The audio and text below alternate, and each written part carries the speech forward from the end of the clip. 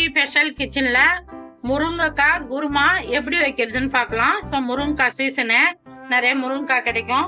நம்ம குருமா எப்படி செய்யறதுன்னு பார்க்கலாம். நான் 1/2 கிலோ முருங்கைக்காய் கட் பண்ணி வச்சுக்கிறேன். தக்காளி கட் பண்ணி வச்சுக்கிறேன். 100 கிராம் தக்காளி நம்ம பேஸ்டா அரைச்சிக்கலாம். முருங்கைக்காய் நம்ம குருமா செய்யறதுக்கு அடுப்பு பற்ற வச்சு ஒரு கடாயை வச்சுட்டேன். கொஞ்சம் அகலமான கடாயா வச்சுக்கலாம். முருங்கைக்காய் ஃப்ரீயா வேகும். சமையல் எண்ணெய் ஒரு 100 மில்லி ஊற்றிக்கலாம். கடுகு ஒரு 1/2 டீஸ்பூன் போட்டுக்கலாம். பட்டை 2 போட்டுக்கலாம். கிராம்பு ஒரு 3 போட்டுக்கலாம். 100 கிராம் வெங்காயம் கட் பண்ணி போட்டுக்கலாம்.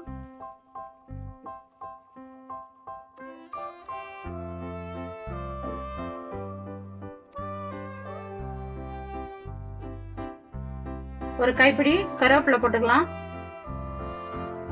மஞ்சள் பொடி ஒரு 1/2 டீஸ்பூன் போட்டுக்கலாம். குருமாவுக்கு தகுந்த மாதிரி உப்பு போட்டுடலாம்.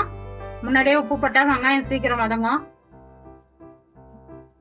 வெங்காயம் ஒரு கண்ணாடி பதம் வரட்டும்.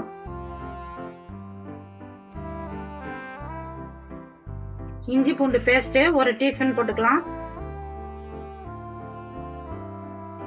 நல்லா பச்சை வாசனை போட்டோம். இஞ்சி பூண்டு பேஸ்ட் 100 கிராம் தக்காளி எடுத்து பேஸ்டா அரைச்சி வச்சுக்கலாம். பேஸ்ட் போட்டுக்கலாம். தக்காளி பேஸ்ட் போட்டாதான் குருமா நல்லா திக்கா இருக்கும்.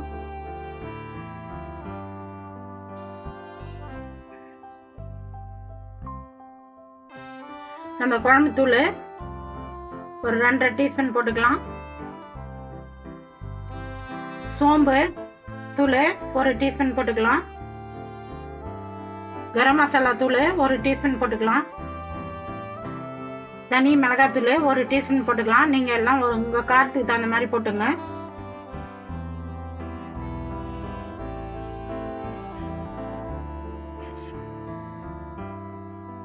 எல்லாம் பச்சை வாசனை போயிட்டு எண்ணெய் பிரிஞ்சு வந்து பாருங்க.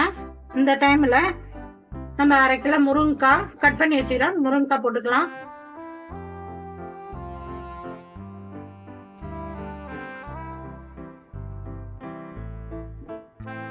நல்லா மிக்ஸ் பண்ணிட்டு தேங்காய் பத்தை 6 பத்தை எடுத்து பேஸ்டா அரைச்சி வச்சுக்கிறேன். பேஸ்ட் போட்டுக்கலாம்.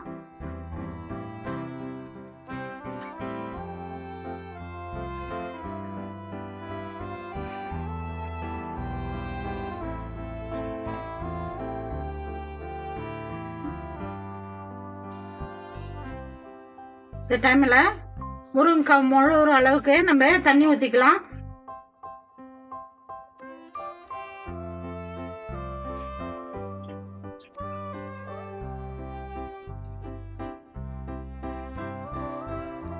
ஒரு தட்டு போட்டு மூடிடலாம். முருங்கைக்காய் குருமா ரெடி பண்ணோம். ரெடி ஆகி போச்சு.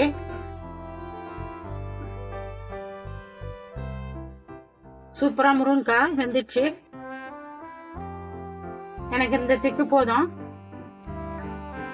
இன்னும் உங்களுக்கு கொஞ்சம் கிரேவி மாதிரி வேணும்னா நீங்க இன்னும் கொஞ்சம் ஒரு 5 நிமிஷம் வச்சிருக்கலாம்.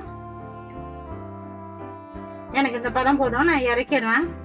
கவி ஸ்பெஷல் கிச்சன்ல முருங்கைக்காய் குருமா நம்ம ரெடி பண்ணோம். ரெடி ஆகி போச்சு. நல்லா சூப்பரா இருக்கும். ஒயிட் சாதத்துக்கு, இட்லிக்கு, தோசைக்கலாம். நான் எப்படி செஞ்சேன்னா அந்த மாதிரி செஞ்சு பாருங்க. செஞ்சு பார்த்துட்டு எப்படி இருக்குதுன்னு சொல்லுங்க. எனக்கு சப்போர்ட் பண்ணுங்க. இந்த வீடியோ பிடிச்சிருந்தா லைக் பண்ணுங்க, ஷேர் பண்ணுங்க, சப்ஸ்கிரைப் பண்ணுங்க.